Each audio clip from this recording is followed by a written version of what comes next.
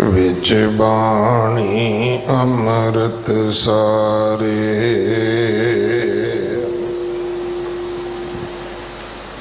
गुर बाणी कहे सेवक जन मानै। परतख गुरु निस्तारे। बाणी बिरलो विचारसी। जे को गुरमुख होए।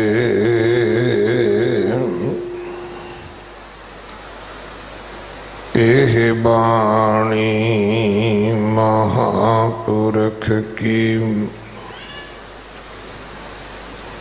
निज कर वासा होए।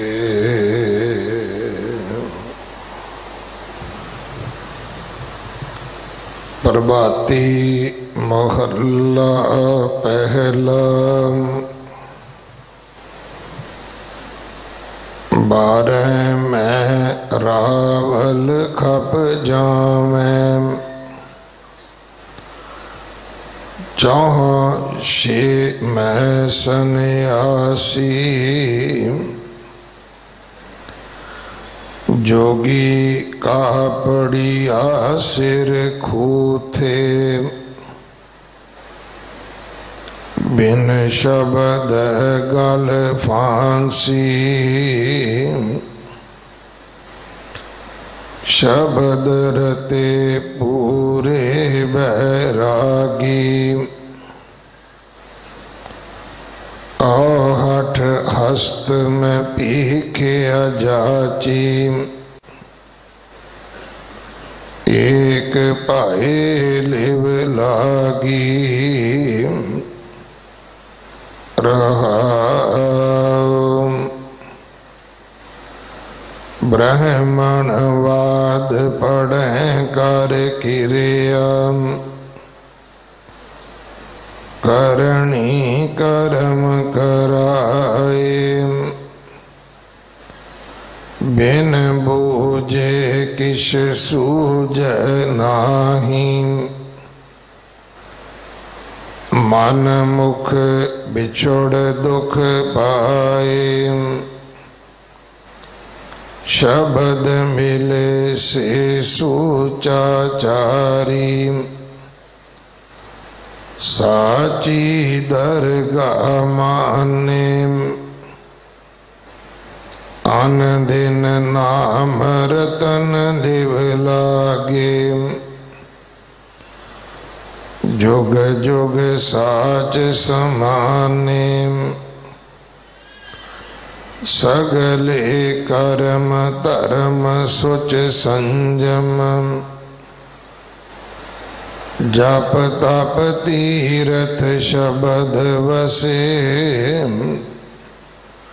नानक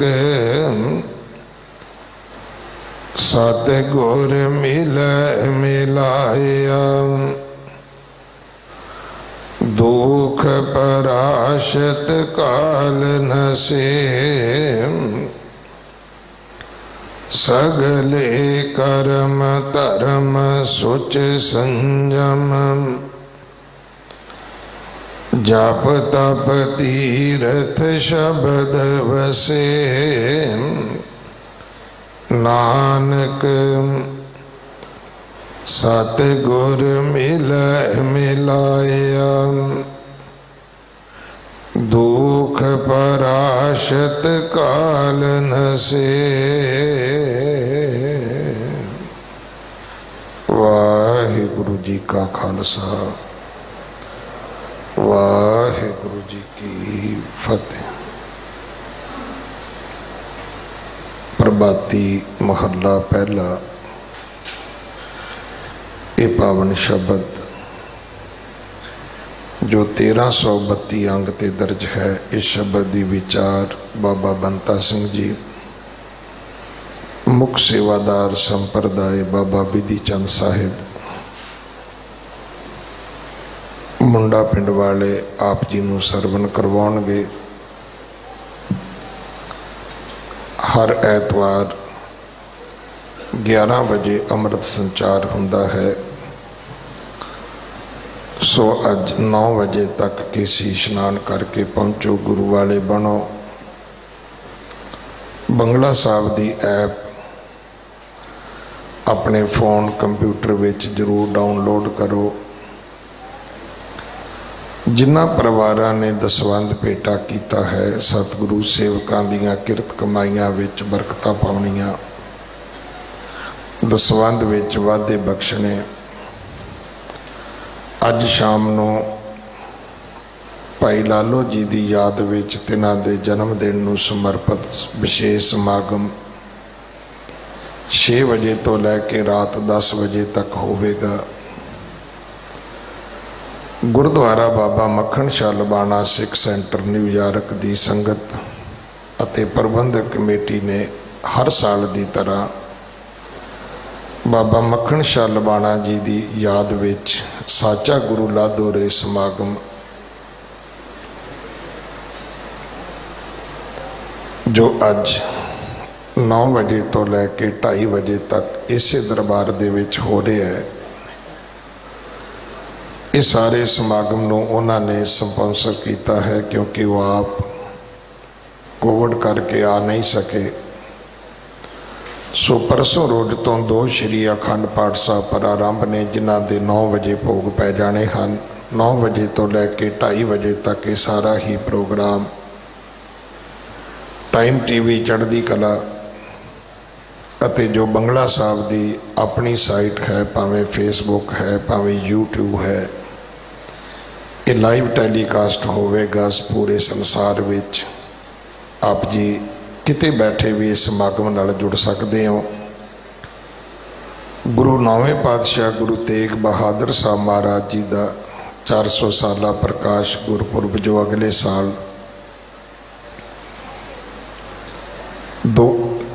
2021 विच आ रहा है।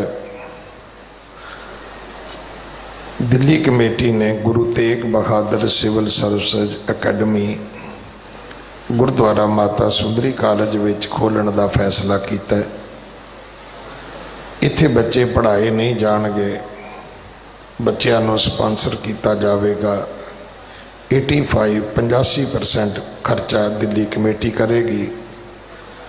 चाहो इतना है कि केसां वाले दस्तारां वाले सोहने सरदार बच्चे IS बन IPS बन। सो जिहड़े बच्चों की योग्यता होवे वो दिल्ली कमेटी नाल संपर्क कर सकते हैं।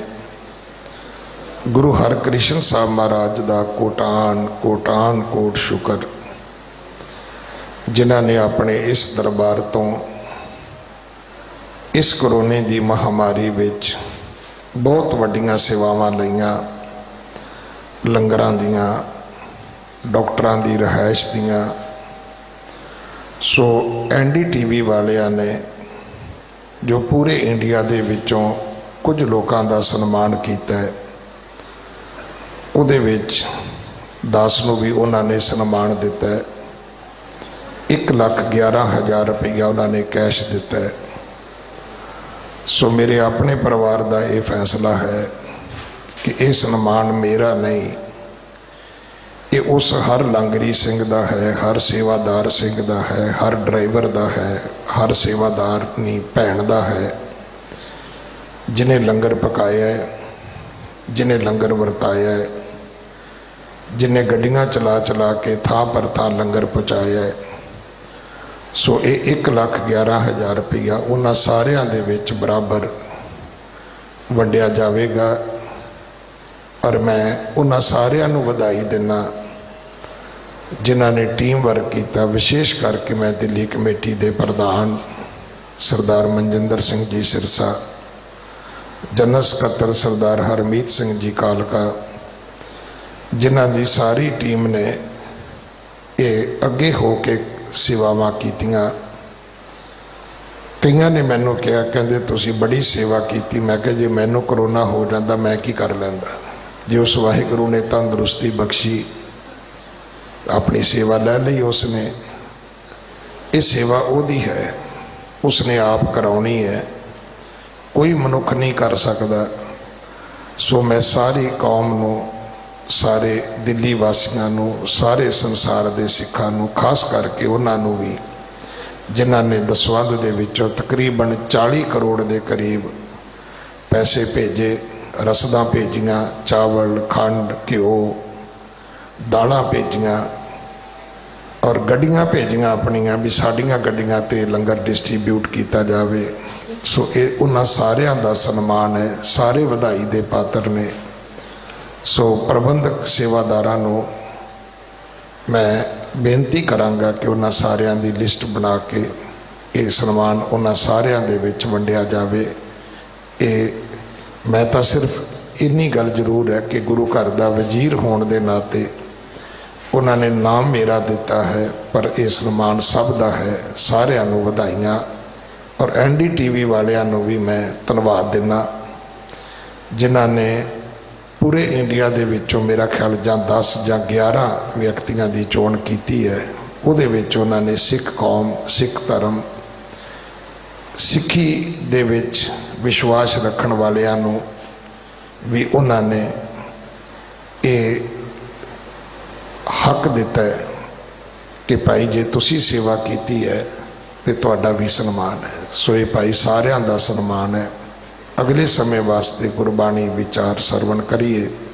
वाहिगुरु जी का खालसा, वाहिगुरु जी की फतेह।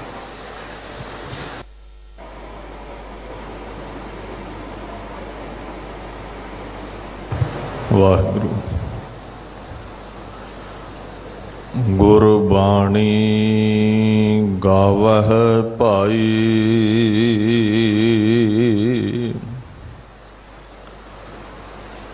ओहो सफल सदा सुख दाई।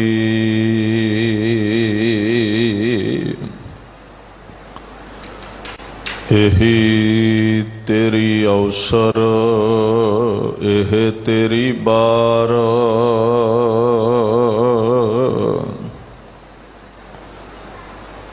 घट भीतर तू देखो विचार।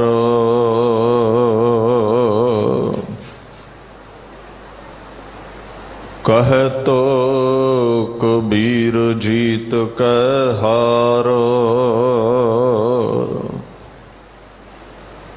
बहु विदो कहयो पुकार पुकार। आया सफल ताहू को गनिया,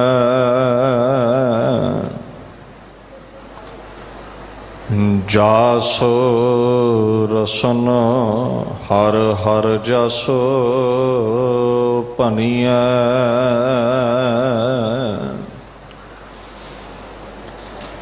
चवर छतर तखत दे मालक साहिब श्री गुरु ग्रंथ साहिब जी की पवित्र हजूरी विच शोभायमान गुरु स्वरूप गुरु प्यारी खालसा साध संगत जी फतेह प्रवान करो। वाहिगुरु जी का खालसा, वाहिगुरु जी की फतेह। धन धन श्री गुरु हरकृष्ण साहिब सच्चे पातशाह जी दे पवित्र स्थान गुरुद्वारा श्री बंगला साहिब विखे आप सरबत संगतां अपने समय नूं जीवन नूं सफलियां करन दे लई हाज़रियां भर रहे हो। बड़े सहज विच सिंह साहब ज्ञानी रणजीत सिंह हुणा ने श्री गुरु ग्रंथ साहिब जी की पाक बाणी का शाही फरमान आप संगत नूं सरवण करवाउणा कीता है। आओ उस पवित्र बाणी की जो कथा विचार है उन्हां गुरु के अल्फाजां दे नाल जुड़ करके अपने ਜੀਵਨ ਨੂੰ ਸਫਲਾ ਕਰੀਏ ਜੀ। ਸਤਨਾਮ ਸ੍ਰੀ ਵਾਹਿਗੁਰੂ ਸਾਹਿਬ ਜੀ। ਪ੍ਰਭਾਤੀ ਮਹੱਲਾ ਪਹਿਲਾ। 12 ਮਹਿ ਰਾਵਲ ਖਪ ਜਾਵਹਿ, ਚਹੋ ਛਿਅ ਮਹਿ ਸੰਨਿਆਸੀ, ਜੋਗੀ ਕਾਪੜਿਆ ਸਿਰ ਖੂਥੇ, ਬਿਨ ਸ਼ਬਦੈ ਗਲ ਫਾਸੀ।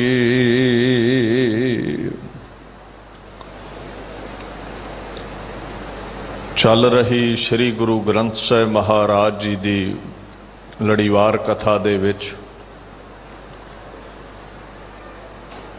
ਇਹ ਸ਼ਬਦ ਖੁਦ ਖੁਦਾ ਗੁਰੂ ਨਾਨਕ ਸਾਹਿਬ ਪਾਤਸ਼ਾਹ ਦਾ ਹੈ। 1332 ਅੰਗ ਉੱਪਰ ਦਰਜ ਹੈ। ਪ੍ਰਭਾਤੀ ਰਾਗ ਦੇ ਵਿੱਚ ਗੁਰੂ ਨਾਨਕ ਸਾਹਿਬ ਸੱਚੇ ਪਾਤਸ਼ਾਹ ਕੁਝ ਭੇਖਾਂ ਦਾ ਜ਼ਿਕਰ ਕਰਦੇ ਨੇ।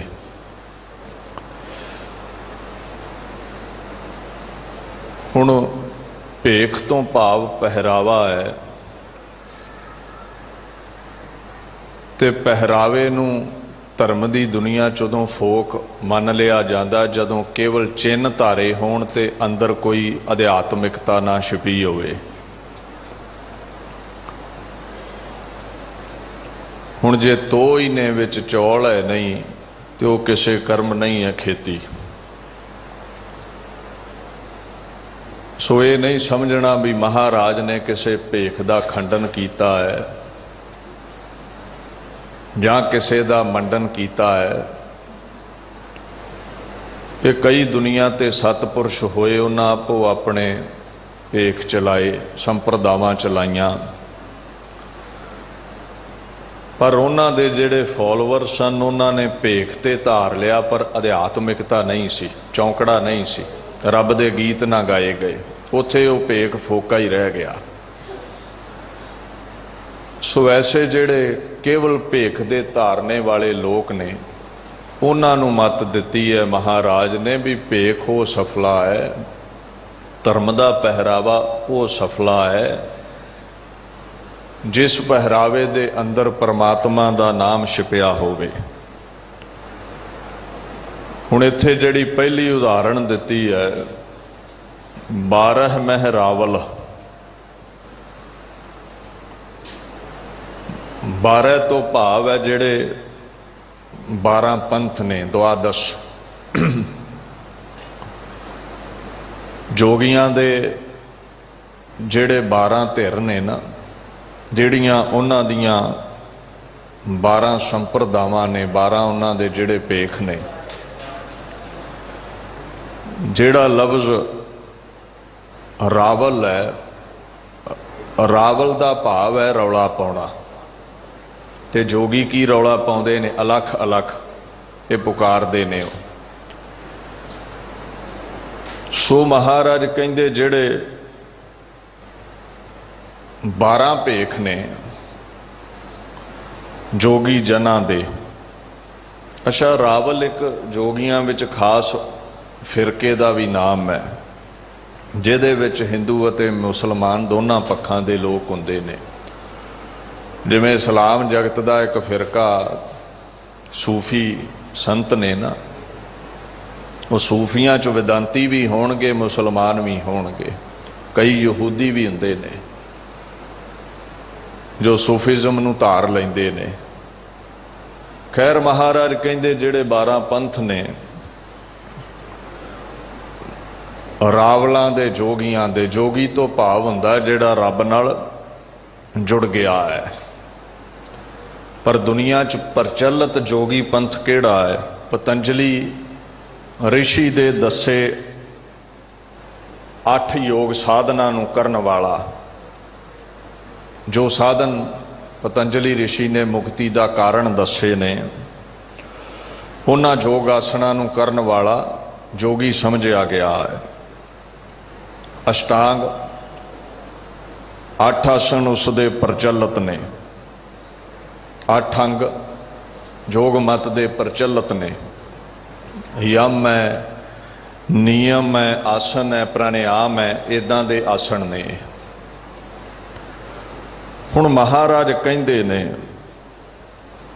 ਅਸਲ ਯੋਗ ਦਾ ਮਤਲਬ ਹੁੰਦਾ ਹੈ ਰੱਬ ਨਾਲ ਜੋੜ ਆ ਜਾਣਾ, ਜੁੜ ਜਾਣਾ।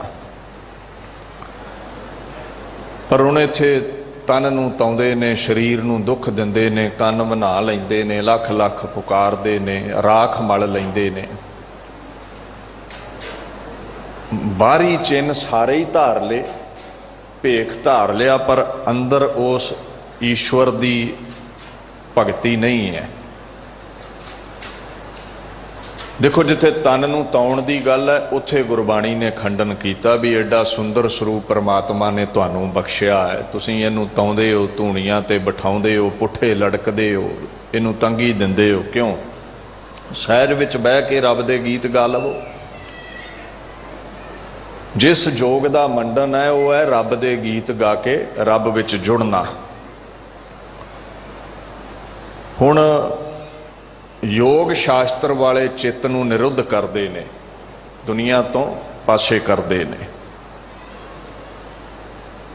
ਤੇ ਸਿੱਖ ਜਗਤ ਦੇ ਅੰਦਰ ਯੋਗ ਕੀ ਹੈ? ਭਗਤੀ ਮਾਰਗ ਤੇ ਚੱਲ ਕੇ ਪਰਮਾਤਮਾ ਦੀ ਯਾਦ ਵਿੱਚ ਸਮਾਧੀ ਲੀਨ ਹੋਣਾ।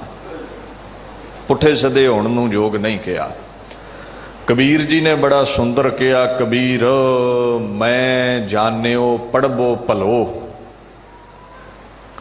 ਕਹਿੰਦੇ ਪਹਿਲਾਂ ਪਹਿਲਾਂ ਮੈਂ ਸੋਚਿਆ ਵੀ ਵਿਦਵਾਨ ਹੋਣਾ ਚਾਹੀਦਾ ਹੈ, ਕਿ ਵਿਦਵਾਨ ਦੀ ਸਭਾ ਵਿੱਚ ਬੜੀ ਜੈ ਜੈਕਾਰ ਹੈ, ਹਰ ਇੱਕ ਨੂੰ ਨਿਰੁੱਤਰ ਕਰ ਦਿੰਦਾ ਹੈ। ਪੜ੍ਹੇ ਬੇ ਸਿਉ ਭਲ ਜੋਗ। ਉਹਦੇ ਬਾਅਦ ਮੈਂ ਵੇਖਿਆ ਵੀ ਜੋਗੀਆਂ ਦੀ ਬੜੀ ਬੱਲੇ ਬੱਲੇ ਹੈ, ਬੜੇ ਆਸਣ ਲਾਉਂਦੇ ਨੇ, ਪੁੱਠੇ ਸਿੱਧੇ ਹੁੰਦੇ ਨੇ, ਲੋਕ ਵਾਹ ਵਾਹ ਕਰਦੇ ਨੇ। ਪਰ ਅਖੀਰ ਤੇ ਇਹ ਗੱਲ ਸਮਝ ਲੱਗੀ ਵੀ ਵਿਦਵਾਨ ਹੋਣਾ ਚਲੋ ਠੀਕ ਹੈ, ਯੋਗ ਆਸਣ ਸਿੱਖ ਲੈਣੇ ਠੀਕ ਹੈ, ਭਗਤ ਨਾ ਛਾਡੋ ਰਾਮ ਕੀ ਭਾਵੈ ਨਿੰਦੋ ਲੋਗ। ਪਰ ਸਾਰਿਆਂ ਨਾਲੋਂ ਉੱਚੀ ਅਵਸਥਾ ਹੈ ਪਰਮਾਤਮਾ ਦੀ ਭਗਤੀ ਕਰਨੀ। ਇਹ ਸਾਰਿਆਂ ਤੋਂ ਉੱਚਾ ਪੰਥ ਹੈ, ਉੱਚਾ ਮਾਰਗ ਹੈ, ਉੱਚਾ ਭੇਖ ਹੈ। ਹੁਣ ਭਗਤੀ ਹੈ ਨਹੀਂ ਸੀ ਕੇਵਲ ਲਿਬਾਸ ਧਾਰ ਲੈਣਾ। ਇਸ ਨੂੰ ਗੁਰੂ ਨਾਨਕ ਸਾਹਿਬ ਨੇ ਇਉਂ ਕਿਹਾ ਹੈ, ਫਿਰ ਕਹਿੰਦੇ 12 ਮਹਿਰਾਵਲ ਖੱਪ ਜਾਵੈ ਹੈ। ਨਿਰਾ ਭੇਖ ਦੇ ਧਾਰਨੇ ਵਾਲਾ ਇਨਸਾਨ, ਖੱਪ ਦਾ ਮਤਲਬ ਹੈ ਖਪਣਾ, ਖਿਜਣਾ, ਕ੍ਰੋਧਿਤ ਹੋਣਾ ਜਾਂ ਖੁਰਾ ਖੋਜ ਮਿਟ ਜਾਣਾ, ਮੁੱਕ ਜਾਣਾ।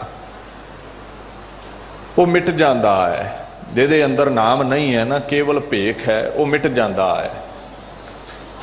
ਉਹ ਸਾਰਾ ਜੀਵਨ ਜਿਤਨੇ ਵੀ ਕਰਮ ਧਰਮ ਕਰਦਾ ਹੈ ਉਹ ਖਪਾ ਹੀ ਕਰ ਰਿਹਾ ਹੈ, ਕਿਸੇ ਮੰਜ਼ਿਲ ਤੇ ਪਹੁੰਚਣ ਵਾਲਾ ਨਹੀਂ ਹੈ।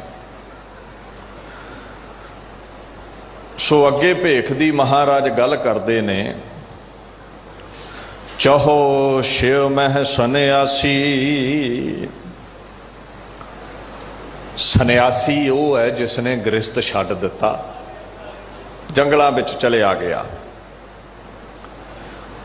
ਵੀ ਰਸ ਛੱਡ ਦਿੱਤੇ ਗ੍ਰਸਤ ਦੇ, ਪਰਿਵਾਰ ਛੱਡ ਦਿੱਤਾ, ਮਾਇਆ ਛੱਡ ਦਿੱਤੀ, ਜੰਗਲਾਂ ਵਿੱਚ ਚਲਿਆ ਗਿਆ। ਹੁਣ 10 ਤਰ੍ਹਾਂ ਦੇ ਸੰਨਿਆਸੀ ਲਿਖੇ ਨੇ, 10 ਪ੍ਰਕਾਰ ਦੇ ਇਹਨਾਂ ਦੇ ਨਾਮ ਨੇ। ਤੀਰਥ, ਆਸ਼ਰਮ, ਬਨ, ਗਿਰੀ, ਕੁਝ ਜੰਗਲਾਂ 'ਚ ਰਹਿੰਦੇ, ਕੁਝ ਪਹਾੜਾਂ ਤੇ ਜਾਂਦੇ ਨੇ, ਆਦ ਕਿੰਨਕ ਜੋ ਜ਼ਿਕਰ ਆਉਂਦਾ ਹੈ। ਮਹਾਰਾਜ ਕਹਿੰਦੇ ਜਿਹੜੇ ਸੰਨਿਆਸੀ ਨੇ 10 ਪ੍ਰਕਾਰ ਦੇ। ਹੁਣ ਸੰਨਿਆਸ ਦੁਨੀਆ ਦੀ ਨਜ਼ਰ ਵਿੱਚ ਉਹਨਾਂ ਲਿਆ ਹੈ ਵੀ ਘਰ-ਬਾਰ ਉਹਨਾਂ ਛੱਡ ਦਿੱਤਾ ਹੈ, ਪਰ ਅਸਲ ਦੇ ਵਿੱਚ ਛੱਡਣੇ ਵਿਕਾਰ ਸੀ। ਕਾਮ, ਕ੍ਰੋਧ, ਲੋਭ, ਮੋਹ, ਹੰਕਾਰ। ਮੈਂ ਛੱਡਣੀ ਸੀ, ਮੇਰਾ ਛੱਡਣਾ ਸੀ, ਹੰਕਾਰ ਛੱਡਣਾ ਸੀ, ਉਹ ਨਹੀਂ ਛੱਡਿਆ ਗਿਆ। ਜੇ ਕੋਈ ਮਿਲ ਪੈਂਦਾ ਤੇ ਉਹਨੂੰ ਕਹਿੰਦੇ ਮੈਂ ਤੇ ਗ੍ਰਸਤ ਨੂੰ ਲੱਤ ਮਾਰੀ ਹੈ, ਮਾਇਆ ਨੂੰ ਲੱਤ ਮਾਰੀ ਹੈ।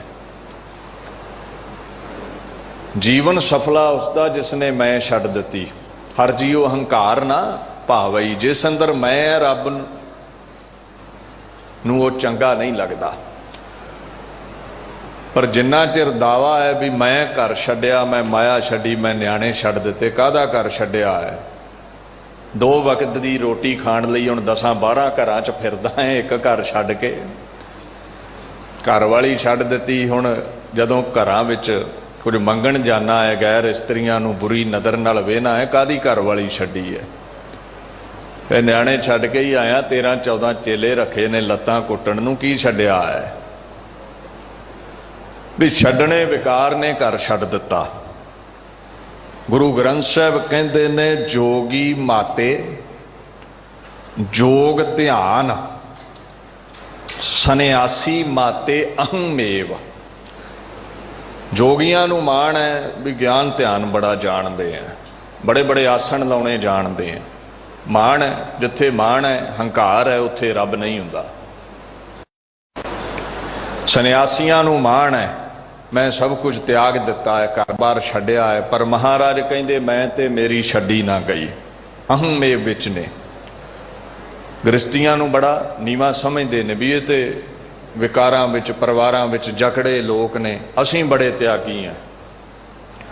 ਕਹਿੰਦੇ ਹਮ ਵੱਡ ਕਬ ਕੁਲੀਨ, ਹਮ ਪੰਡਤ ਹਮ ਜੋਗੀ। ਇਹ ਸਾਰਿਆਂ 'ਚ ਮੈਂ ਹੈ। ਜਿੱਡਾ ਚਾਹੇ ਕੋਈ ਪੰਡਤ ਹੈ, ਬ੍ਰਾਹਮਣ ਹੈ, ਜੋਗੀ ਹੈ, ਸੰਨਿਆਸੀ ਹੈ, ਅਗਰ ਰੰਚਕ ਮਾਤਰ ਵੀ ਉਹਦੇ ਅੰਦਰ ਮੈਂ ਹੈ, ਹੰਕਾਰ ਦਾ ਛੇਕ ਹੈ, ਤੇ ਜੀਵਨ ਦੀ ਬੇੜੀ ਡੁੱਬੀ ਸਮਝੋ। ਉਹ ਭੇਖ ਬਣ ਕੇ ਰਹਿ ਗਿਆ, ਵਿਖਾਵਾ ਬਣ ਕੇ ਰਹਿ ਗਿਆ। ਗਿਆਨੀ ਗੁਣੀ ਸੂਰ ਹਮ ਦਾਤੇ, ਇਹ ਬੁੱਧ ਕਬੈ ਨਾ ਨਾਸੀ। ਗਿਆਨ ਦਾ ਕਿਸੇ ਨੂੰ ਮਾਣ ਹੈ, ਕਿਸੇ ਨੂੰ ਦਾਤੇ ਹੋਣ ਦਾ ਵੀ ਮੈਂ ਬੜਾ ਵੰਡਦਾ ਹਾਂ। ਕੋਈ ਆਪਣੀ ਸੂਰਬੀਰਤਾ ਤੇ ਮਾਣ ਕਰਦਾ ਹੈ। ਮਹਾਰਾਜ ਕਹਿੰਦੇ ਜਿਸ ਵੀ ਭੇਖ ਦੇ ਵਿੱਚ ਮਾਣ ਹੈ, ਮਨ ਦੇ ਭਾਂਡੇ ਵਿੱਚ ਮਾਣ ਹੈ, ਉੱਥੇ ਰੱਬ ਨਹੀਂ ਜੇ ਟਿਕਦਾ। ਕਹੋ ਰਵਿਦਾਸ ਸਭੈ ਨਹੀਂ ਸਮਝਸ ਭੂਲ ਪਰੇ ਜੈਸੇ ਬੌਰੇ। ਇਹ ਸਮਝ ਨਹੀਂ ਰਹੇ ਭਗਤ ਰਵਿਦਾਸ ਜੀ ਕਹਿੰਦੇ, ਬੌਰੇ ਹੋਏ ਫਿਰਦੇ ਨੇ ਹੰਕਾਰ ਵਿੱਚ, ਮੋਹੇ ਆਧਾਰ ਨਾਮ ਨਾਰਾਇਣ ਜੀਵਨ ਪ੍ਰਾਨ ਧਨੋ ਮੋਰੇ। ਕਹਿੰਦੇ ਮੇਰਾ ਆਸਰਾ ਕੇਵਲ ਅਕਾਲ ਪੁਰਖ ਦਾ ਨਾਮ ਹੈ, ਨਾ ਮੈਨੂੰ ਆਸਣ ਹੀ ਆਉਂਦੇ ਨੇ, ਨਾ ਮੈਨੂੰ ਕੋਈ ਜੋਗ ਮਤ ਦਾ ਹੀ ਗਿਆਨ ਹੈ, ਨਾ ਮੈਂ ਕੋਈ ਸੰਨਿਆਸ ਹੀ ਲਿਆ ਹੈ। ਘਰ ਪਰਿਵਾਰ ਵਿੱਚ ਰਹਿੰਦਾ ਪਰਮਾਤਮਾ ਦੇ ਨਾਮ ਦਾ ਆਸਰਾ, ਉਹਦੇ ਤੋਂ ਲਹਿਦਾ ਕੁਝ ਵੀ ਨਹੀਂ, ਜੀਵਨ ਸਫਲਾ ਹੈ। ਤੇ ਜਿੱਥੇ ਭੇਖ ਦਾ ਹੰਕਾਰ ਹੈ, ਜਿੱਥੇ ਭੇਖ ਦੇ ਅੰਦਰ ਬੰਦਗੀ ਨਹੀਂ, ਮਹਾਰਾਜ ਕਹਿੰਦੇ ਨੇ ਉਹ ਖਾ ਪੀ ਰਹੇ ਨੇ, ਹੋਰ ਕੁਝ ਵੀ ਨਹੀਂ ਹੈ। ਜੋਗੀ ਕਾਪੜੀਆ ਸਿਰ ਖੂਥੇ, ਬਿਨ ਸ਼ਬਦੈ ਗਲ ਫਾਸੀ। ਜਿੱਥੇ ਜੋਗੀਆਂ ਦੀ ਗੱਲ ਕੀਤੀ ਹੈ, ਉੱਥੇ ਅੱਗੇ ਹੈ ਕਾਪੜੀਆ,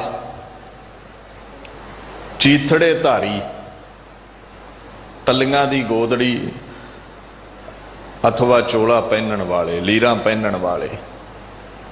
ਇਹ ਵੀ ਇੱਕ ਸੰਪਰਦਾਇ ਹੈ।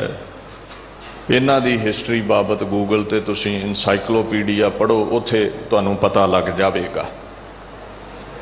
ਖੈਰ ਲੀਰਾਂ ਜੀਆਂ ਪਹਿਨ ਲੈਂਦੇ ਨੇ, ਜਾਂ ਕਾਪੜੀਆ ਕਹਿ ਲਓ, ਕੋਈ ਚੰਗੇ ਵਸਤਰ ਪਹਿਨਦਾ ਹੋਵੇ। ਹੁਣ ਮਹਾਰਾਜ ਕਹਿੰਦੇ ਨੇ ਚਾਹੇ ਕੋਈ ਜੋਗੀ ਹੈ, ਤਨ ਤੇ ਸੁਆਹ ਮਲੀ ਫਿਰਦਾ ਹੈ, ਕੋਈ ਸੰਨਿਆਸੀ ਹੈ, ਕੋਈ ਕਾਪੜੀਆ ਹੈ। ਅੱਛਾ, ਇੱਕ ਕਾਪੜੀਏ ਪੰਜਾਬ ਦੇ ਵਿੱਚ ਬ੍ਰਾਹਮਣਾਂ ਦੇ ਵਿੱਚੋਂ ਵੀ ਨੇ, ਇੱਕ ਫਿਰਕਾ ਹੈ। ਉਹ ਬ੍ਰਾਹਮਣਾਂ ਨਾਲੋਂ ਥੋੜਾ ਵਰਣ ਵੰਡ ਵਿੱਚ ਨੀਵੇਂ ਨੇ। ਬ੍ਰਾਹਮਣ ਆਪਣੇ ਆਪ ਨੂੰ ਉਹਨਾਂ ਤੋਂ ਏ ਗ੍ਰੇਡ ਸਮਝਦੇ ਨੇ। ਹੁਣ ਐਸੇ ਜਿਤਨੇ ਵੀ ਪੰਥ ਨੇ, ਮਹਾਰਾਜ ਕਹਿੰਦੇ ਨੇ ਅੱਗੇ ਹੈ ਸਿਰ ਖੂਥੇ। ਜਦੋਂ ਸਿਰ ਖੁੱਥੇ ਦਾ ਜ਼ਿਕਰ ਆਵੇਗਾ ਬਾਣੀ ਵਿੱਚ, ਸਿਰ ਖੁੱਥੇ ਤੋਂ ਭਾਵ ਹੋਵੇਗਾ ਜਿਹੜੇ ਇੱਕ ਇੱਕ ਵਾਲ ਪਟਾਉਂਦੇ ਨੇ ਸਿਰ ਦਾ, ਜਾਂ ਜਿਤਨੇ ਵੀ ਕਾਪੜੀਏ ਨੇ, ਪੰਥ ਨੇ। ਕਾਪੜੀਆ ਲਫ਼ਜ਼ ਵੀ ਬਾਣੀ ਵਿੱਚ ਕਾਫੀ ਆਉਂਦਾ ਹੈ। ਹਾਥ ਕਮੰਡਲ ਕਾਪੜੀਆ, ਹਾਥ ਕਮੰਡਲ ਕਾਪੜੀਆ ਮਨ ਤ੍ਰਿਸ਼ਨਾ ਉਪਜੀ ਭਾਰੀ। ਭੇਖ ਤੇ ਹੈ ਪਰ ਮਨ ਵਿੱਚ ਤ੍ਰਿਸ਼ਨਾ ਹੈ, ਭੁੱਖ ਹੈ, ਮਨ ਵਿੱਚ ਵਿਕਾਰ ਨੇ, ਭੇਖ ਸਫਲਾ ਨਹੀਂ ਹੋਵੇਗਾ। ਇਸਤਰੀ ਤਜ ਕਰ ਕਾਮ ਵਿਆਪਿਆ, ਚਿਤ ਲਾਇਆ ਪਰ ਨਾਰੀ। ਕਾਹਦਾ ਘਰ ਛੱਡਿਆ, ਕਾਹਦਾ ਸੰਨਿਆਸ ਲਿਆ। ਜਿੱਥੇ ਮੰਗਣ ਜਾਂਦਾ ਉੱਥੇ ਹੀ ਪਰ ਇਸਤਰੀ ਵਿੱਚ ਮਨ ਲਾ ਲੈਂਦਾ। ਘਰ ਵਾਲੀ ਛੱਡੀ ਤੇ ਕੀ ਹੋ ਗਿਆ ਕਹਿੰਦੇ। ਇਉਂ ਜਿਹੜੇ ਸਿਰ ਖੁੱਥੇ ਨੇ, ਜਿਨ੍ਹਾਂ ਦਾ ਸਿਰ ਖੁੱਸਿਆ ਹੋਇਆ ਹੈ, ਵਾਲ ਭਾਵ ਪੁੱਟੇ ਹੋਏ ਨੇ, ਇਹ ਜੈਨੀਆਂ ਦੇ ਵਿੱਚ ਇੱਕ ਫਿਰਕਾ ਹੈ। ਸਿਰ ਖੋਹਾਏ ਪੀਐ ਮਲਵਾਣੀ, ਸਿਰ ਖੋਹਾਏ ਪੀਐ ਮਲਵਾਣੀ, ਝੂਠਾ ਮੰਗ ਮੰਗ ਖਾਹੀ। ਇਹਨਾਂ ਬਾਰੇ ਇਹ ਸਾਰਾ ਸ਼ਬਦ ਗੁਰੂ ਨਾਨਕ ਸਾਹਿਬ ਨੇ ਉਚਾਰਿਆ ਹੈ। ਉਹ ਜਦੋਂ ਮੰਗ ਕੇ ਖਾਂਦੇ ਨੇ ਨਾ, ਉਹ ਕਹਿੰਦੇ ਜੋ ਘਰ ਵਿੱਚ ਝੂਠ ਬਚੀ ਹੈ ਉਹ ਖਾਣੀ ਹੈ। ਸਿਰ ਖੁਆਏ, ਕੱਲਾ ਕੱਲਾ ਵਾਲ ਖਵਾਉਂਦੇ ਨੇ, ਸ਼ੁੱਧ ਪਾਣੀ ਨਹੀਂ ਪੀਂਦੇ, ਬਚਿਆ ਖੁਚਿਆ ਗੰਦਾ ਪਾਣੀ ਪੀਂਦੇ ਨੇ। ਉਹਨਾਂ ਦੀ ਸੋਚ ਪਤਾ ਕੀ ਹੈ, ਵਾਲ ਤਾਂ ਪਟਾਉਂਦੇ ਨੇ ਵੀ ਸਿਰ ਵਿੱਚ ਕਿਤੇ ਜੂਆਂ ਨਾ ਪੈ ਜਾਣ, ਤੇ ਕਿਤੇ ਜਾਣੇ ਅਣਜਾਣੇ 'ਚ ਕੋਈ ਜੂੰ ਮਰ ਨਾ ਜਾਵੇ। ਉਹ ਵਾਲ ਹੀ ਪੁੱਟ ਦਿਓ, ਜੀਵ ਹੱਤਿਆ ਹੀ ਨਹੀਂ ਹੋਵੇਗੀ। ਜਦੋਂ ਜੂਆਂ ਹੀ ਨਾ ਪੈਣਗੀਆਂ ਤੇ ਮਰੇਗਾ ਕੀ। ਅੱਛਾ, ਦੂਸਰਾ ਪੱਖ ਹੈ ਮਲਵਾਣੀ। ਉਹ ਮੈਲਾ ਪਾਣੀ ਪੀਂਦੇ ਨੇ। ਹੁਣ ਦੇਖੋ, ਆਪਾਂ ਪਾਣੀ ਨੂੰ ਲਿਵਿੰਗ ਬੀਇੰਗਸ ਦੇ ਵਿੱਚ ਗਿਣਦੇ ਹਾਂ, ਉਹਦੇ 'ਚ ਬੈਕਟੀਰੀਆ ਆਦਿਕ ਬੜੇ ਜੀਵ ਜੰਤੂ ਹੁੰਦੇ ਨੇ। ਹੁਣ ਇਹ ਮੈਲਾ ਪਾਣੀ ਕਿਉਂ ਪੀਂਦੇ ਨੇ? ਦੂਸਰੇ ਪੱਖ ਵਿੱਚ ਜਿਹੜਾ ਛੱਪੜ ਦਾ ਪਾਣੀ ਹੈ ਨਾ, ਉਹ ਇੱਕ ਜਗ੍ਹਾ ਇਕੱਠਾ ਹੋਇਆ ਰਹਿੰਦਾ ਹੈ, ਪਿਆ ਰਹਿੰਦਾ ਹੈ, ਉਹਦੀ ਸ਼ੁੱਧਤਾ ਖਤਮ ਹੋ ਜਾਂਦੀ ਹੈ, ਜੀਵ ਜੰਤੂ ਉਹਦੇ ਵਿਚਲੇ ਮਰ ਜਾਂਦੇ ਨੇ। ਹੁਣ ਇਹ ਮੈਲਾ ਪਾਣੀ ਇਸ ਲਈ ਪੀਂਦੇ ਨੇ ਵੀ ਜੇ ਸ਼ੁੱਧ ਜਲ ਛਕਿਆ, ਉਹ ਜਿਹੜਾ ਜੀਵਨ ਦਾ ਆਧਾਰ ਹੈ, ਜਿਹਦੇ ਵਿੱਚ ਜੀਵ ਜੰਤੂ ਜਿੰਦਾ ਨੇ, ਠੀਕ ਹੈ, ਉਹ ਅਗੋਚਰ ਨੇ, ਅੱਖਾਂ ਨੂੰ ਨਜ਼ਰੀ ਨਹੀਂ ਆਉਂਦੇ, ਪਰ ਜੇ ਮਾਈਕਰੋਸਕੋਪ ਨਾਲ ਦੇਖੋ ਤੇ ਬੜਾ ਕੁਝ ਹੁੰਦਾ ਜਲ ਵਿੱਚ।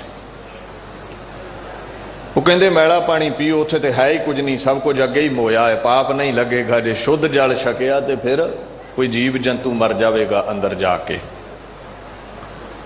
ਸੂਖਸ਼ਮ ਜੀਵ ਕੋਈ ਮਰ ਜਾਵੇਗਾ। ਤੇ ਝੂਠਾ ਇਸ ਲਈ ਖਾਂਦੇ ਨੇ ਕਿਉਂਕਿ ਜੇ ਆਪ ਰਿੰਨ ਭੁੰਨ ਕੇ ਖਾਧਾ ਤੇ ਜਦੋਂ ਅਨਾਜ ਨੂੰ ਰਿੰਨਣ ਭੁੰਨਣਗੇ ਤੇ ਉਹ ਜੋ ਵੀ ਅਨਾਜ ਦੇ ਵਿੱਚ ਜੀਵ ਜੰਤੂ ਨੇ, ਬੈਕਟੀਰੀਆ ਦੇ ਕੋ ਮਰ ਜਾਣਗੇ, ਸਾਨੂੰ ਪਾਪ ਲੱਗੇਗਾ, ਕਿਸੇ ਦਾ ਬਚਿਆ ਹੀ ਖਾ ਲਵੋ। ਇੱਦਾਂ ਦੀ ਉਹਨਾਂ ਦੀ ਸੋਚ ਹੈ। ਸੋਨਾ ਬਾਰੇ ਮਹਾਰਾਜ ਨੇ ਕਾਫੀ ਲਿਖਿਆ ਹੈ। ਕਹਿੰਦੇ ਪਾਣੀ ਵੇਖ ਕੇ ਸੰਗਦੇ ਨੇ,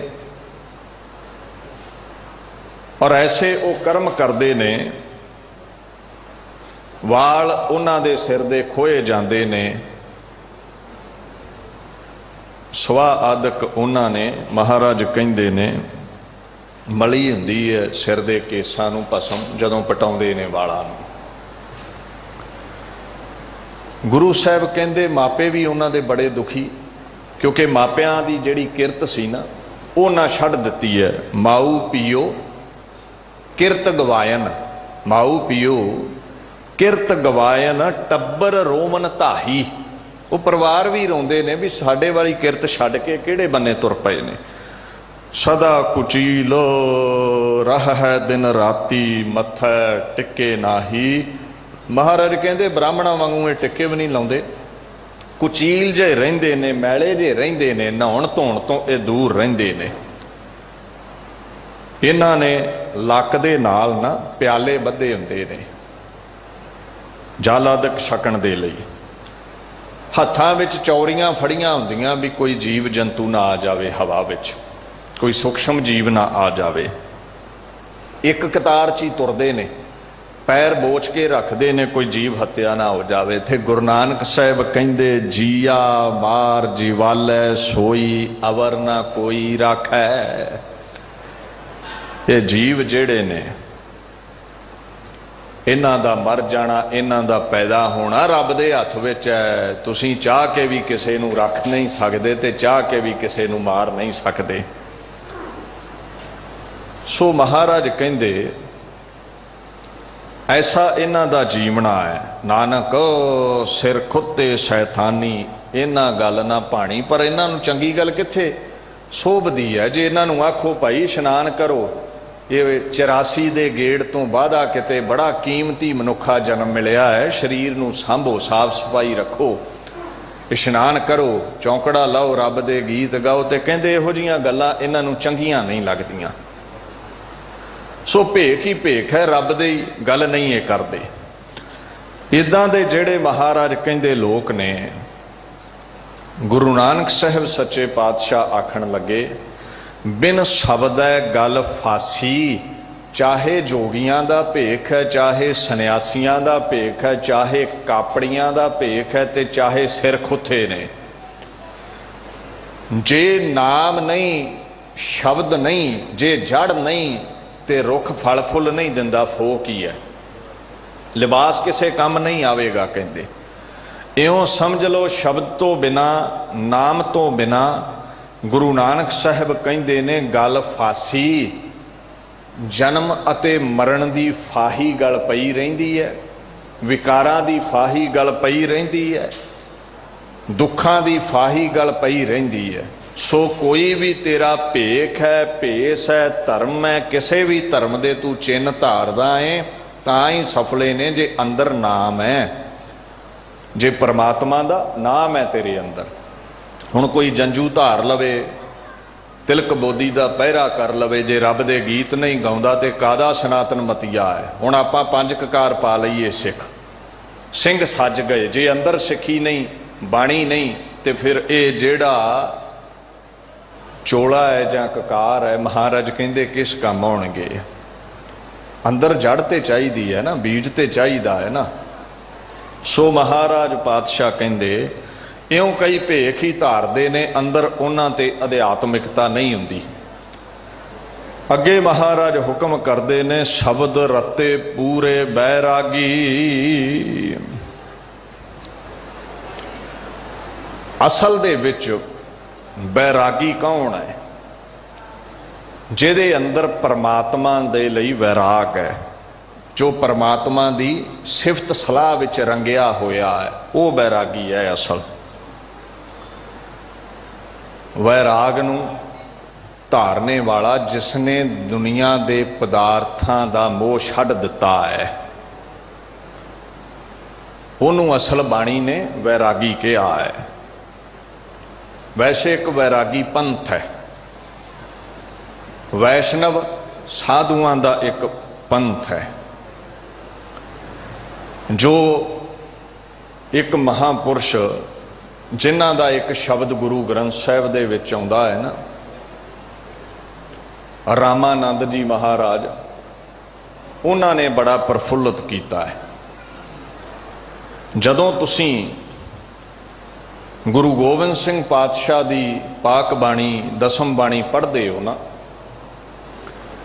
उत्थे वैरागियां दे पंथ बारे ये जिक्र आउंदा है। जिथे बचित्र नाटक विच ऑटोबायोग्राफी है ना कलगीधर महाराज दी, अकाल पुरख बाच इस कीट प्रत, चौपाई, जब पहले हम सृष्ट बनाई, दैत रचे दुष्ट दुखदाई।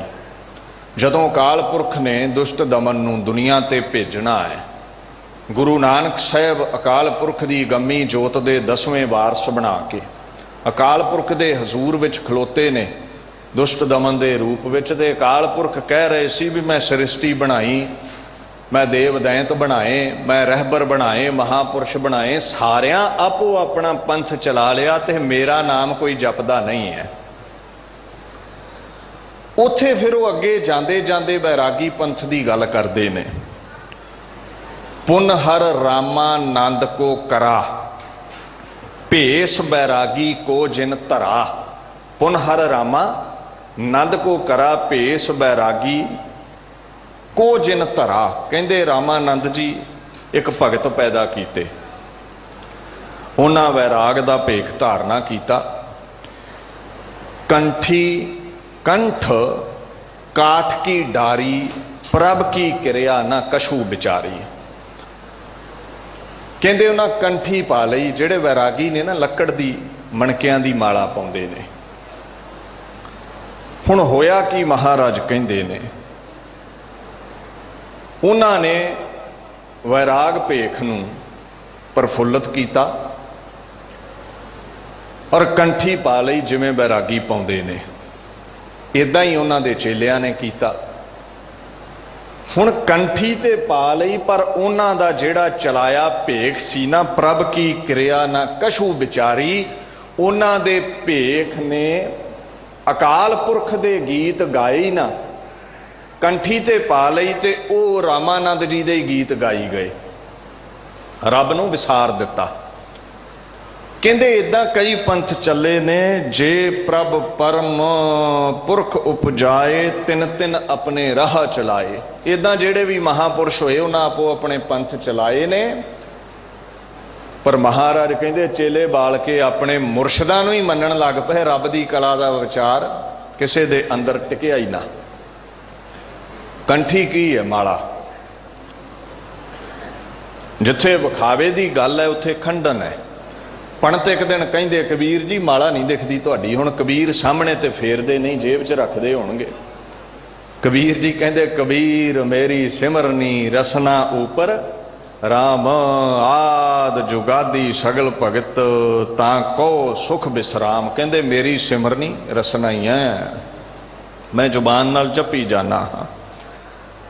ਅੱਛਾ, ਦੂਜੇ ਬੰਨੇ ਇੱਕ ਬਾਣੀ ਆਉਂਦੀ ਹੈ, ਰਾਗ ਸੋਰਠ ਬਾਣੀ ਭਗਤ ਕਬੀਰ ਜੀ ਕੀ ਘਰ ਪਹਿਲਾ। ਜਿਹੜਾ ਇਹ ਸ਼ਬਦ ਆਉਂਦਾ ਹੈ ਨਾ, ਬੁੱਤ ਪੂਜ ਪੂਜ ਹਿੰਦੂ ਮੂਏ, ਇਹ ਜਦੋਂ ਸ਼ਬਦ ਪੜ੍ਹਦੇ ਹੋ ਉਹਦੇ ਵਿੱਚ ਅੱਗੇ ਜਾ ਕੇ ਭੂਖੈ ਭਗਤ ਨਾ ਕੀਜੈ, ਯਹ ਮਾਲਾ ਆਪਣੀ ਲੀਜੈ। ਜੇ ਮਾਲਾ ਫੇਰਦੇ ਨੇ, ਉਹਨਾਂ ਦੇ ਕੋਲ ਮਾਲਾ ਹੈ ਤੇ ਕਹਿ ਰਹੇ ਨੇ ਭਗਤ ਬਾਣੀ ਵਿੱਚ, ਯਹ ਮਾਲਾ ਆਪਣੀ ਲੀਜੈ। ਵੇ ਭੁੱਖਿਆ ਨਹੀਂ ਭਗਤੀ ਹੁੰਦੀ। ਇਹ ਪੰਜਾਂ ਤੱਤਾਂ ਦੇ ਬਣੇ ਸਰੀਰ ਕੋਲੋਂ ਇਹਦੇ ਵਿੱਚ ਕੁਝ ਜਾਵੇਗਾ ਤੇ ਚੌਂਕੜਾ ਲੱਗੇਗਾ। ਇੱਥੇ ਹੀ ਬਸ ਨਹੀਂ, ਹੋ ਮੰਗੋ ਸੰਤਨ ਰੇਨਾ ਮੈਂ ਨਾਹੀ ਕਿਸੀ ਕਾ ਦੇਣਾ। ਮੈਂ ਧੂੜ ਮੰਗਦਾ ਉਹਨਾਂ ਸੰਤਾਂ ਦੀ ਜਿਹੜੇ ਰੱਬ ਦੇ ਗੀਤ ਗਾਉਂਦੇ ਨੇ।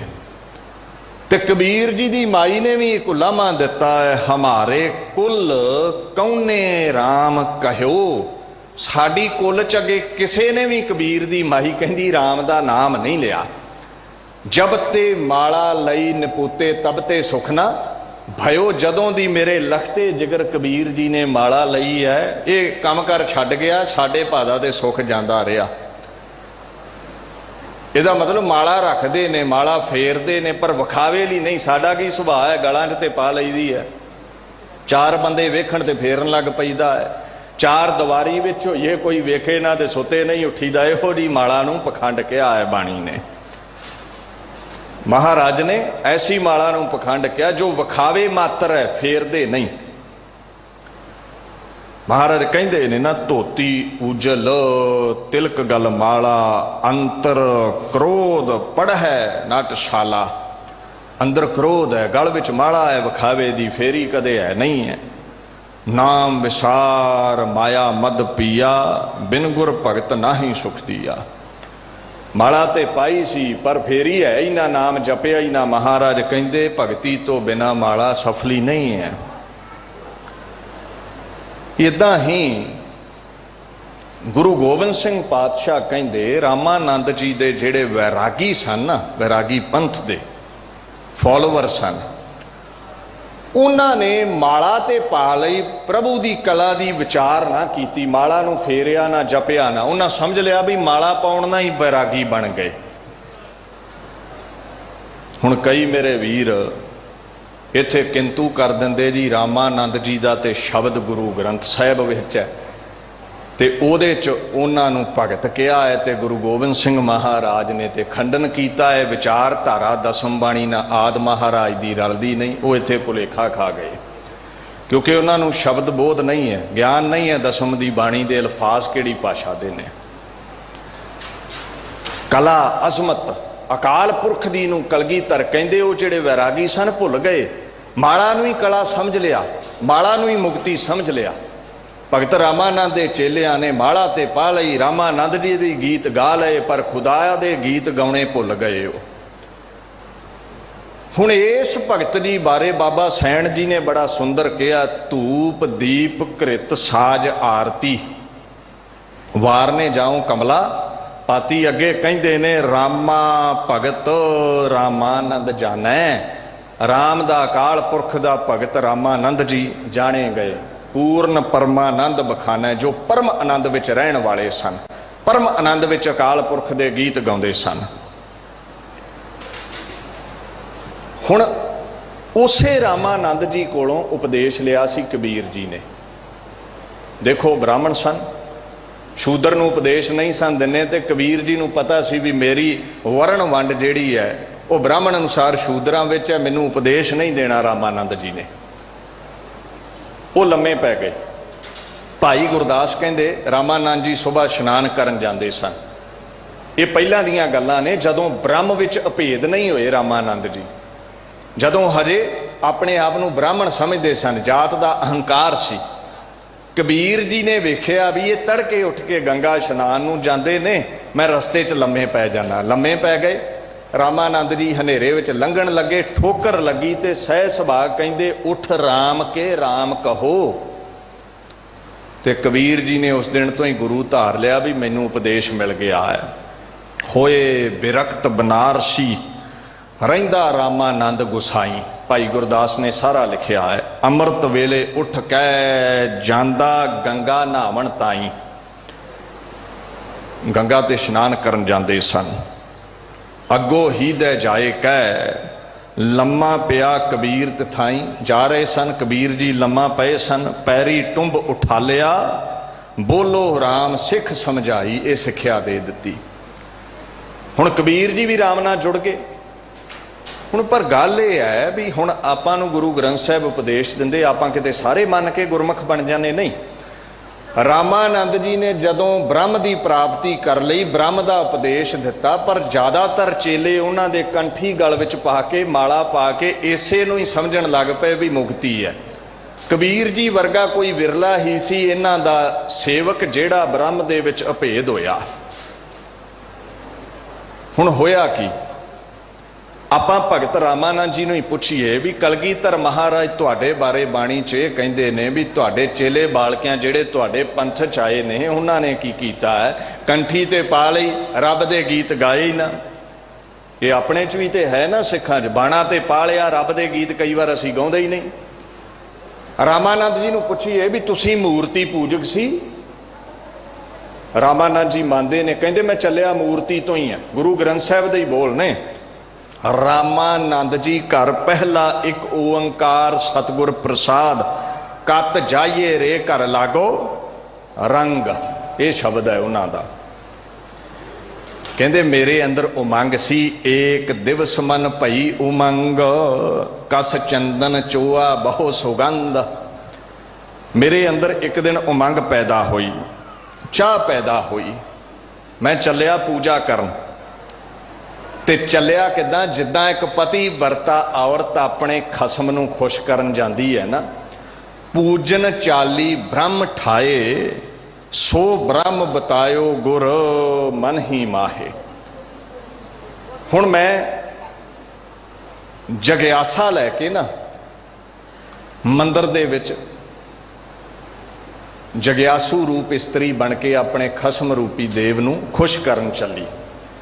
ਇੱਕ ਦੇਵ ਅਸਥਾਨ ਤੇ ਜਾ ਕੇ ਮੈਂ ਪੂਜਾ ਕਰਨੀ ਸੀ। ਮੈਂ ਇਸ ਤਰ੍ਹਾਂ ਨਾਲ ਭਗਤੀ ਦੇ ਮਾਰਗ ਵੱਲ ਨੂੰ ਚਾਲੇ ਪਾਏ, ਮੂਰਤੀ ਤੋਂ ਚੱਲਣਾ ਕੀਤਾ ਹੈ। ਮੈਨੂੰ ਗੁਰੂ ਮਿਲ ਪਿਆ, ਮੈਂ ਗੁਰੂ ਧਾਰ ਲਿਆ, ਮੈਨੂੰ ਮੁਰਸ਼ਦ ਮਿਲ ਪਿਆ। ਉਸਨੇ ਇਹ ਗੱਲ ਸਮਝਾਈ ਵੀ ਜਿਹੜਾ ਜੜ ਪੱਥਰ ਵਿੱਚ ਲੱਭਣ ਚੱਲੇ ਹੋ ਤੇ ਤੁਹਾਡੇ ਅੰਦਰ ਅਕਾਲ ਪੁਰਖ ਵਸਿਆ ਹੋਇਆ ਹੈ, ਬਾਹਰ ਨੂੰ ਛੱਡੋ, ਅੰਦਰ ਖੋਜ ਕਰੋ। ਚੱਲਿਆ ਕਹਿੰਦੇ ਮੈਂ ਮੂਰਤ ਤੋਂ।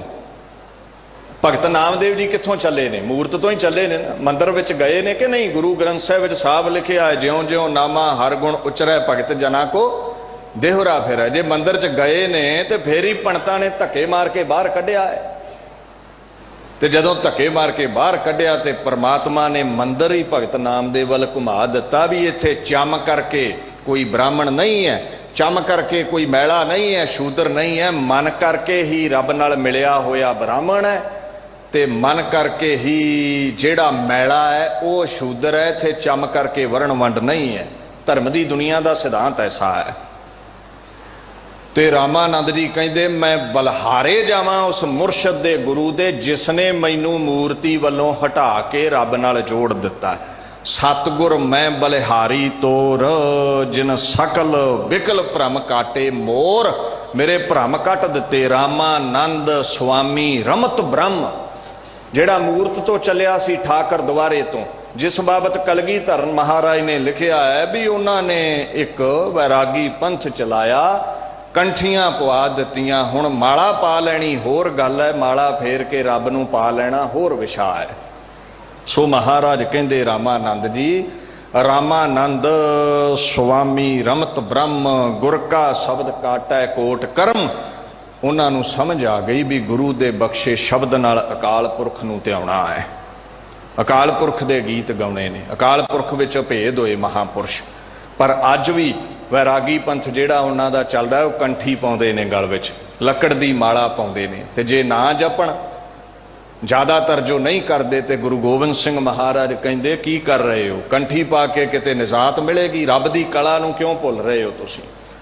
सो किधरे भी गुरु ग्रंथ साहिब जी की विचार शैली तो दसम बाणी बाहर नहीं जाती। कई बार विद्वान पुरुषों नूं अल्फाजां की समझ नहीं पैंदी।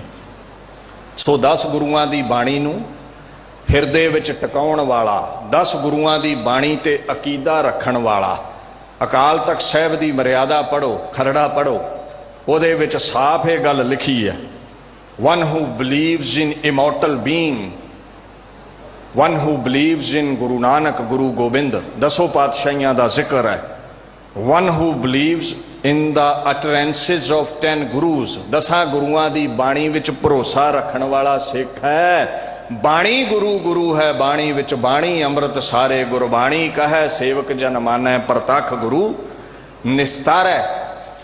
ਤੇ ਜੇ ਕਲਗੀਧਰ ਪਾਤਸ਼ਾਹ ਗੁਰੂ ਨੇ ਤੇ ਉਹਨਾਂ ਦੀ ਜਿਹੜੀ ਬੋਲ ਬਾਣੀ ਹੈ ਉਸ ਨੂੰ ਗੁਰਬਾਣੀ ਹੀ ਕਵਾਂਗੇ।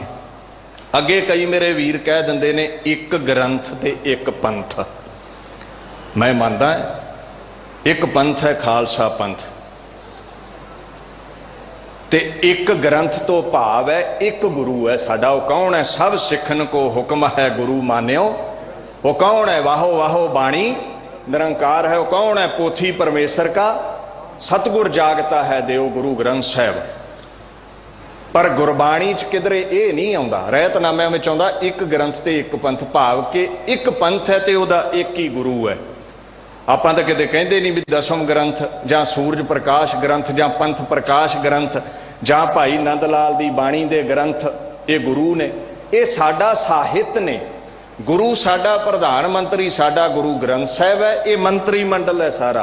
उन्होंने ग्रंथ लफ्ज दे जो अर्थ ने ना वो ही नहीं पता। ग्रंथ की हुंदा है? गुंफण गुंदना, वो पुस्तक जिहदे विच मजमून गुंदे हुंदे ने वखो वख।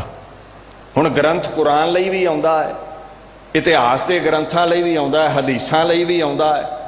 सो कदे शंका नहीं करना, साडे गुरु ग्रंथ साहिब पातशाह गुरु ने और उन्हां दी छत्र छाया विच अकाल तख्त साहिब दा भी हुक्म है, चाहे दसम बाणी है, चाहे कोई धार्मिक ग्रंथ है, चाहे इतिहासिक ग्रंथ है, नंद लाल जी की बाणी, गुरदास जी की बाणी, चाहे वो कवि संतोख सिंह जी के अल्फाज ने जां ज्ञानी ज्ञान सिंह का इतिहास है, उन्हां नूं असीं साहित्य मनना है। सो ये मसला है ही नहीं है। एक शेख सादी होया है, ਹੁਣ ਆਉਂਦੀ ਤੇ ਮੇਰੇ ਵੀਰਾਂ ਨੂੰ ਚੰਗੀ ਤਰ੍ਹਾਂ ਆਪਣੀ ਮਦਰ ਟੰਗ ਪੰਜਾਬੀ ਵੀ ਨਹੀਂ ਤੇ ਪਰਸ਼ੀਅਨ ਕਿੱਥੋਂ ਪੜਨ, ਸਿਆਣੇ ਬੰਦੇ ਦੀ ਰਚਨਾ ਪੜ੍ਹੀ ਹੋਵੇ ਤੇ ਥੋੜੀ ਅਕਲ ਆਵੇ। ਉਹ ਕਹਿੰਦਾ ਉਹ ਮੂਰਖੋ ਗ੍ਰੰਥਾਂ ਨੂੰ ਨਿੰਦੀ ਜਾਂਦੇ ਹੋ, ਪੁਸਤਕਾਂ ਨੂੰ ਨਿੰਦੀ ਜਾਂਦੇ ਹੋ, ਤੁਸੀਂ ਸਮਝਦੇ ਕਿਉਂ ਨਹੀਂ? ਮਰਦ ਬਾਇਦ ਕੇ ਗੀਰਦ ਅੰਦਰ ਗੋਸ਼ ਗਰ ਨਵਿਸ਼ਤਾਸਤ ਗਰ ਨਵਿਸ਼ਤਾਸਤ ਪਨਦ ਬਰ ਦੀਵਾਰ। ਕਹਿੰਦਾ ਜਿਹੜਾ ਸਿਆਣਾ ਬੰਦਾ ਹੈ ਨਾ, हिंदी चो अर्थ किया गया मनुष्य को चाहिए अगर किसी दीवार पे भी कोई उपदेश लिखा हो तो उसे ग्रहण कर ले। ਕਹਿੰਦੇ ਕੋਈ ਚੰਗੀ ਗੱਲ ਕਿਸੇ ਕੰਧ ਤੇ ਵੀ ਲਿਖੀ ਹੈ ਤੇ ਉਹਨੂੰ ਅੰਦਰ ਵਸਾਉਣਾ ਚਾਹੀਦਾ ਹੈ, ਤੇ ਸਾਡੇ ਕਮਲੇ ਲੋਕ ਆਪਣੇ ਸਾਹਿਤ ਨੂੰ, ਗ੍ਰੰਥਾਂ ਨੂੰ ਹੀ ਦੂਰ ਸੁੱਟੀ ਜਾਂਦੇ ਨੇ।